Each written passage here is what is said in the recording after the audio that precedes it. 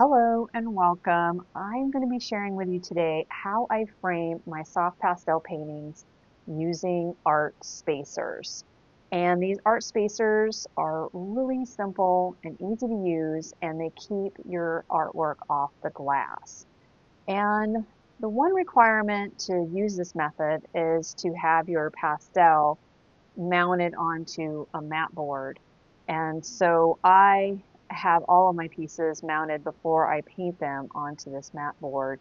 I do have a video that shares with you how I mount my pastel paper to a mat board. So definitely I'll have that link below, but you can watch that if you're interested in learning how to do that. And so I have this mounted piece. I keep it in between glassine until I'm ready to frame it. And we are going to get started with just talking a little bit about my frames. These specific frames are for my 5x10 pieces. I work with my local framer. I've been framed, and they are in Portland, Oregon. I love them. It's really great to build a relationship with your local framer. And these frames are fabulous. They make them for me in batches. And the thing about this is it's enough space for these spacers to go in and hide. Now that is one of the key things. I've gotten other frames. They've used a different frame wood that was a lot thinner and it barely fit my spacers. So I now request this frame wood. It's a little more expensive, but it's worth it. And then these spacers get hidden. So I'm going to be putting glass in, then I put the spacers on, and then I put my art on. So to get started here, I make sure my art is in a safe area until I want to use it. I will use gloves when I'm handling the glass because I get a special anti-glare, like gallery glass. I only purchase this glass mainly when I'm using my 5x10s or smaller because small pieces have a tendency to have high glare.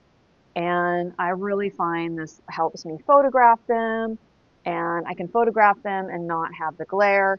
And so that is really important to me.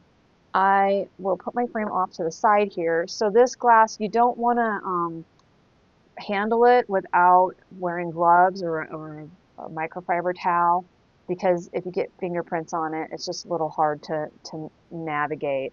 So I also have like a chamois that's for like, eyeglasses. I just bought a bigger one on Amazon. So I'll have that in the link below too. I use alcohol to clean my glass. And so when I have it here, I'm just going to lightly spray it and then I wipe off both sides. The alcohol evaporates and really helps getting rid of any of those particles. Because the hardest thing to navigate with framing is the little dust specks and the particles that sneak up on there. So you want to really give your glass a good wipe down. And you also want to just double check it and see if there's anything just standing out. Like I can see a little bit right there. And you want to really take that time to look at it in the light, see if there's any flecks on there. And I'll probably have to wipe it off a few times once I get my piece in there. Sometimes I'll even have to undo the whole thing and get a fleck that has, snuck down in there. So I'll blow this off really well. Make sure there's no sediment in the frame. And then, oh, I can already see something. I don't know what side it's on either, so sometimes it can be sneaky. So if you see it, it's worth taking it off and getting it. This is probably the most patience you're going to need is just navigating the glass. I'm pretty detail oriented, so I'm just used to it. But it's amazing what you think's not there. A tip when you're blowing off, you get all the extra liquid out of your mouth and then you just blow off.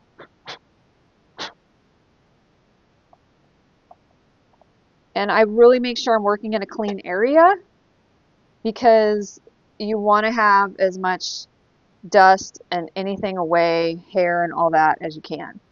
So once I have it in there, I'll take a razor blade, X-Acto knife, just something like this, and I'll get it even because the glass is going to sit in there, and when you put the spacers in, they're going to stay and keep the glass into place too. So I'm just getting it all centered from top to bottom.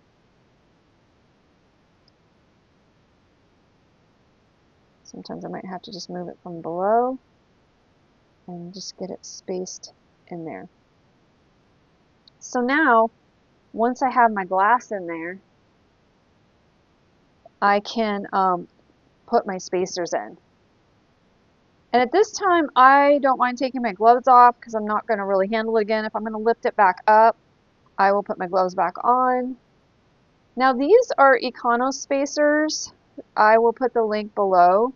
They're a clear. They come in big long strips, and I've ordered them on Amazon. I've also ordered them directly from the company. And so I just take the little adhesive.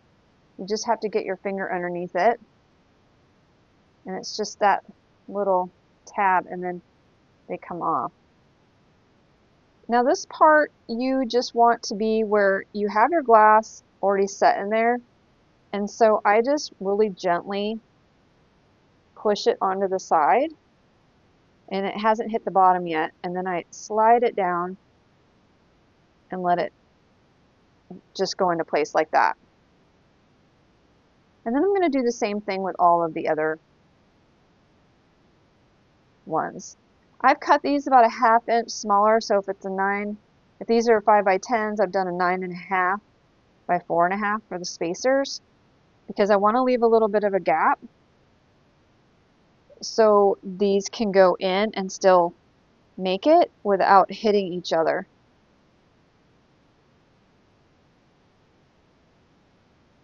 You can also get these spacers, you could get a couple of them, not as many, from maybe your local framer. They're used to ordering them in bulk and they'll probably sell them to you individually. I get, for this size frame, out of one long stick, I get 2 framings from them.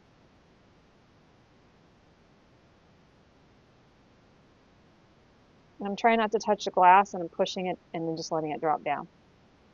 So now that I have my framing spacers in, you can see how they snug in there, and they're stuck to the glass too. So the glass won't move around anymore. I just push them down, make sure they've got good contact. I look, see if there's any more sediment in there. Okay, so now before putting my artwork in there, I'm going to be doing things that create a lot of vibration. And with pastel, you're already dealing with, it's naturally going to shed. That's part of their process. And the longer that they, as time goes by, that shedding reduces. It's next to none. But I use a sanded pastel paper, so I don't have a ton of shedding, and I don't need to use a fixative. So I don't use any fixative or sealer on my colored pastel pieces that I create on my sanded pastel paper. So they all have to be protected behind glass. But I also don't want to create a lot of extra stress on my piece, and so I use a fake mat board here, and I'm going to pretend that this is my painting, and I'm going to put that in there. This is a point gun. It's a Logan for a dual driver Elite model F500-2. I use these flex points. They're flexible points that come up in the frames. You can also use these. This is the first way I used to use them, is I would have these manual points, and they work with this tool, and it's a point pusher, and you can push them in. I found, depending on the hardness of the wood, that could be really a challenge, and so I upgraded to this wonderful gun that I love. And so, but know that you can use these points, and they basically slide in and you push them in. So when I have this piece down right here, I have pretending that this is my art. I also have a piece of foam core, These actually got cut. My glass was stored in them that got delivered with my frames. When I order the frames, I get the glass cut too, and then they wrap them all up. And then I have these foam cores they were using. So if I was to use these, this is how you'd be able to get them lined up here, and then you would push that in to the piece. And the problem with these is you don't have a lot of flexibility. So with this gun, I have a lot of flexibility because I'm using these flexible points that I got. And once I get it in there, then I bend them up and then I can pull these out and then put the art back in. So when I use these, I have to make sure you have the right settings on the gun, and that just takes a little bit of practice. I'm always using the same type of frames. I will usually start with one side first, and then I push it down here, and then see how it puts that point in there. Give you a closer look. So it just was really nice, put that point right in there. And then I just got to line up, and I'm keeping that flush. That one bent a little, but I'm okay with that. I usually put two here.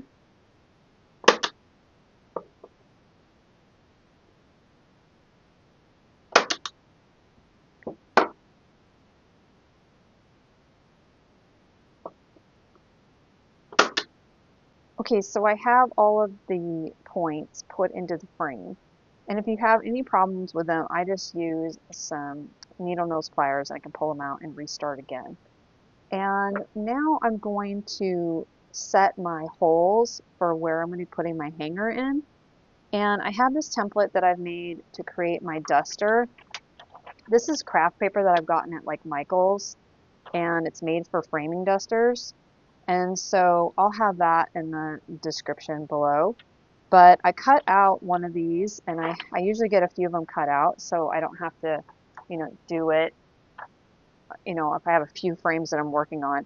And then finally I just made this template where I get it centered on here, and I look for the center, and I just use this awl, and I'm looking for the center of the wood.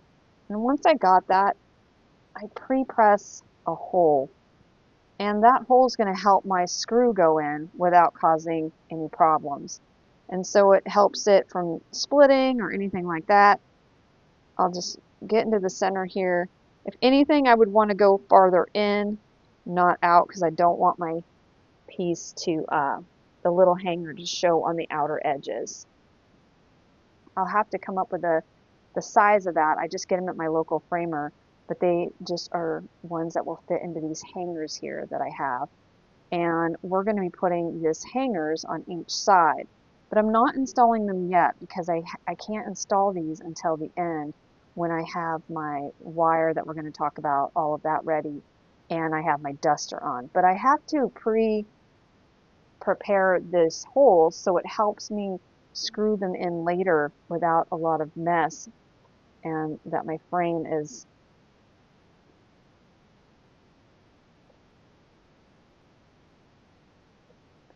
so I'm basically just screwing it down and then pulling it out.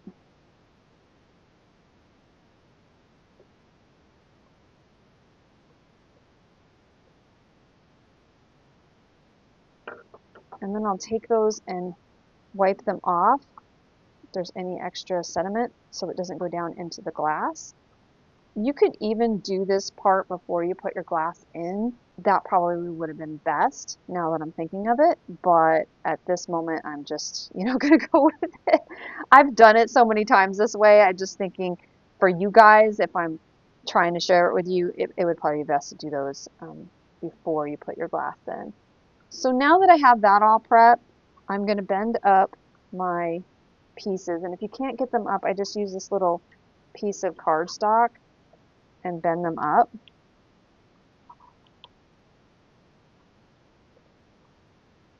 And now that they're all bent up, see, I have the flexibility to be able to pull this out. And all of this is going to be covered in the duster. And then get out the pieces that I use to mock up the frame. I can check my frame for any sediment, blow it off. If I see anything, I am trying to get it off, any flecks. So I've taken this piece that's been mounted and I have taken it outside, I've blown it off, I've tapped off the back as much as I can, and now it's ready to go into the frame. And I'll carefully place that into the frame.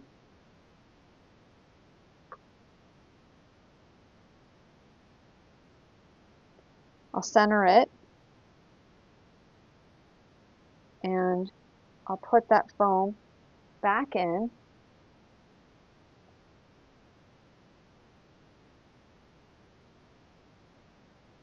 I'll center that. This isn't going to be shown because it'll be hidden by the duster. And I'll put my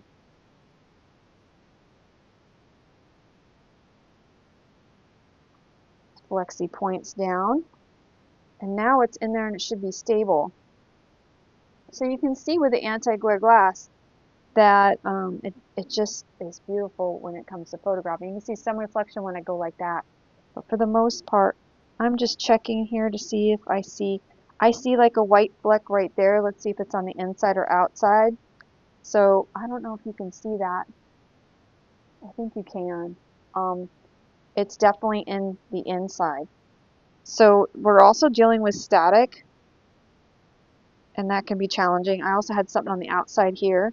I can see it on the glass. It's smeared, so something got on here. So I'm going to have to take this off. I have one fleck over here too. Nope, that was on the outside. And you really have to take that time and just look for those little spots because they'll drive you crazy later, and you want the person that, if it's for you, you can live with it, that's great, but I'm selling these, and so I really want that person to love what they get, and I don't want them to be unhappy because there's a fleck inside. So I'm going to carefully remove that, and making sure it's not on the art. And see if I can locate where that's at. It's right here, I can see it now.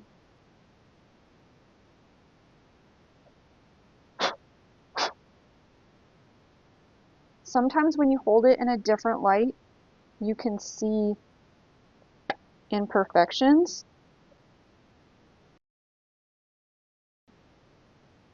Put that back in there. Centered.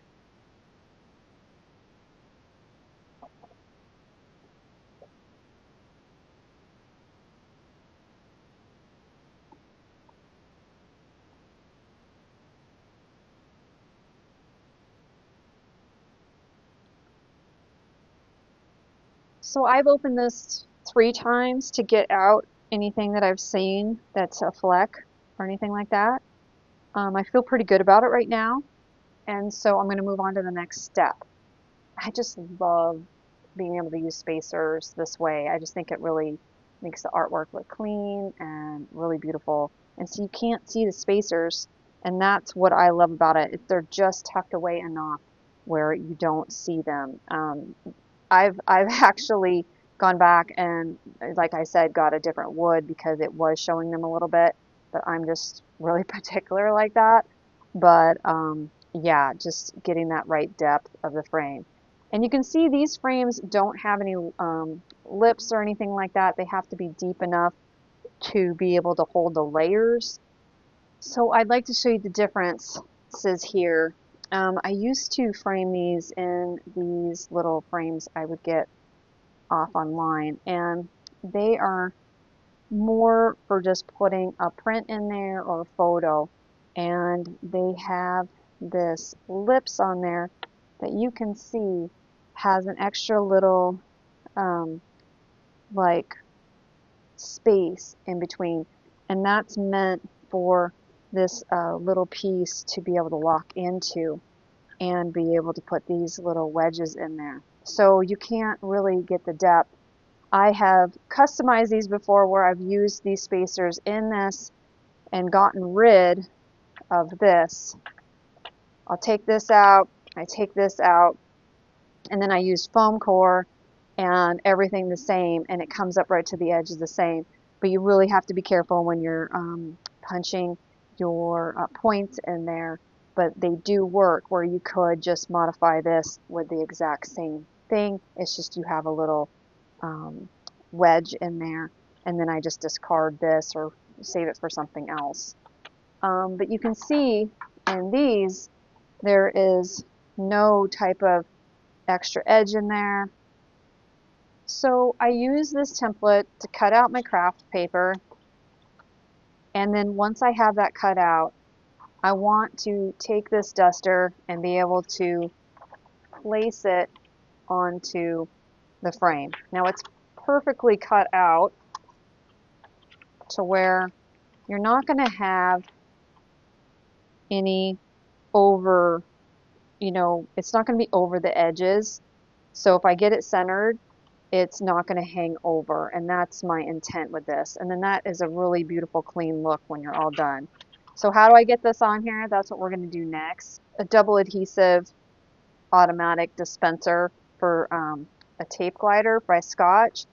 I have it fitted with 1/4 of an inch, and what I do is I will take this, I'll weigh it down with something, and then I'm going to go as close to the edges that I can.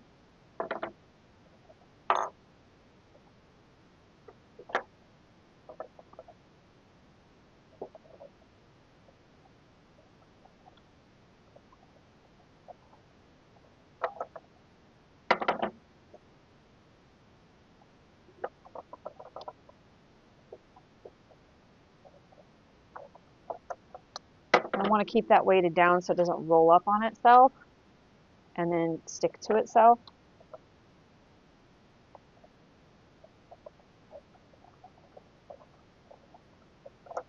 It doesn't have to be going over the edge. It's fine if there's some gap there, but I do try to get it as close as I can. There we go. Those machines can be a little bit finicky, but for the most part, I just really love them. And here's a little bit of the tricky part. I'm going to show you a tip.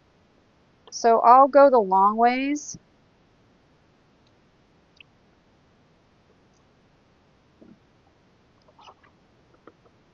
And, whoops, have it long ways here. I have my paper. I'm trying not to put any wrinkles or dimples in it, so I'm being really gentle with it. And I'll float it long ways because long ways is a little bit easier to navigate. Once you have that edge good, it should work with the rest. And I've done these enough where I'm trying to pull out.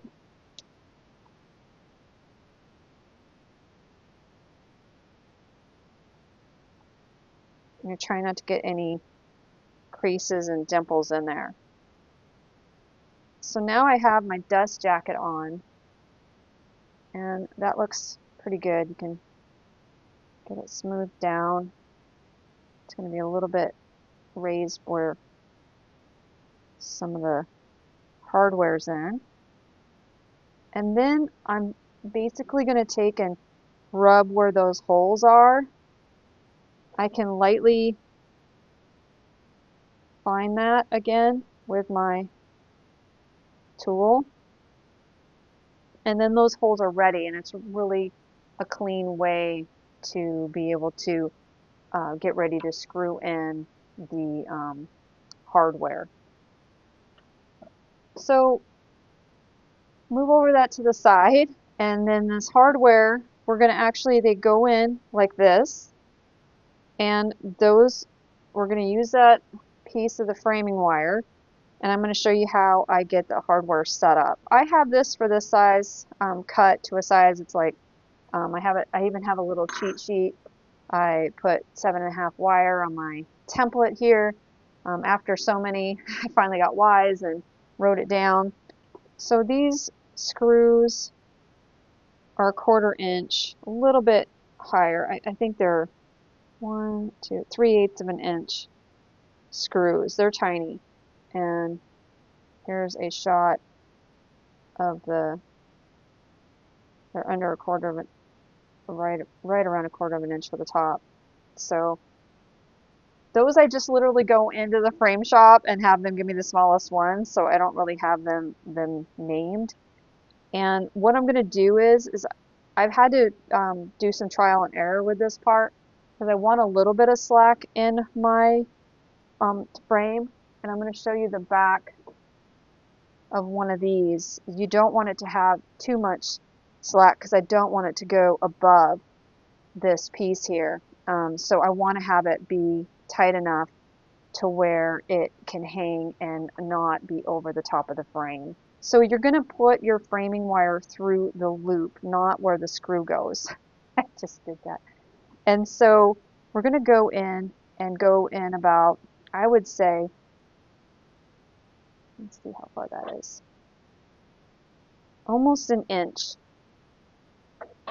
And I'm going to take that and bend it. You don't want to bend it too much, have it be too long, but I'll take this, and for me, what I've done is I've taken this paper and I'll bend it in half, and then I'll get them in here where they squish down, and then I'll twist.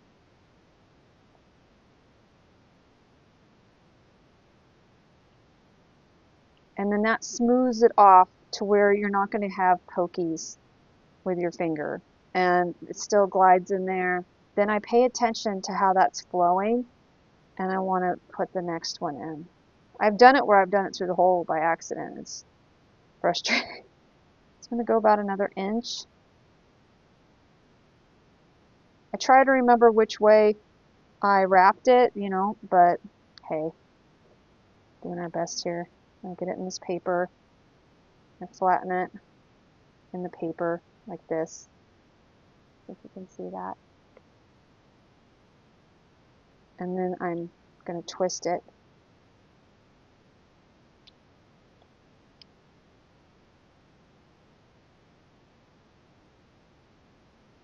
And it might warp your wire a little bit, but you just got to shape that back. Be careful not to get your fingers poked. And then you just want to get it where it's going to lie flat.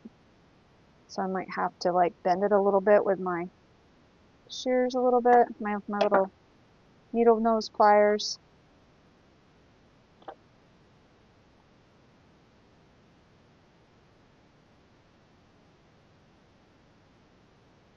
And this is obvious.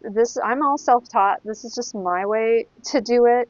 If you find a better way or you learn from someone else, then definitely, you know, find an easier way. I'm not saying that I've got the best way, but I do think after framing quite a few pieces, I've come down with a few solutions. So I'm just trying to get the angles of these to match up a little bit, because when it goes down, I want it to lay flat. So there we go, we'll try that. It's just a standard wire that I get at my framer. I'm sure there's heavier, dutier wire. I get the smallest I can for the smaller pieces. So now I'm going to just get it placed in over the hole and then screw down one side and then get the other side started.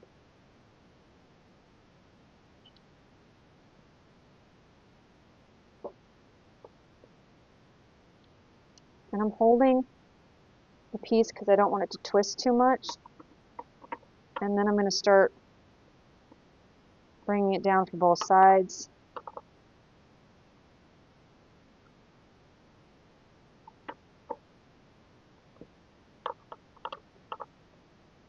And this wood I have been getting, it's been really good quality. It doesn't split or anything. And then I have that all ready. Now it's got a dust jacket on, and I can put my label on for my art. I'll put that on last. I have unscrewed this and pulled it all up really carefully. It will come back up, depending on what kind of adhesive you use. I've been able to save it and make any adjustments on the inside, but here is the finished piece. So I hope you've enjoyed this little tutorial on how I frame my pastel pieces using spacers. Thank you very much for joining me, and I wish you an abundance of joy.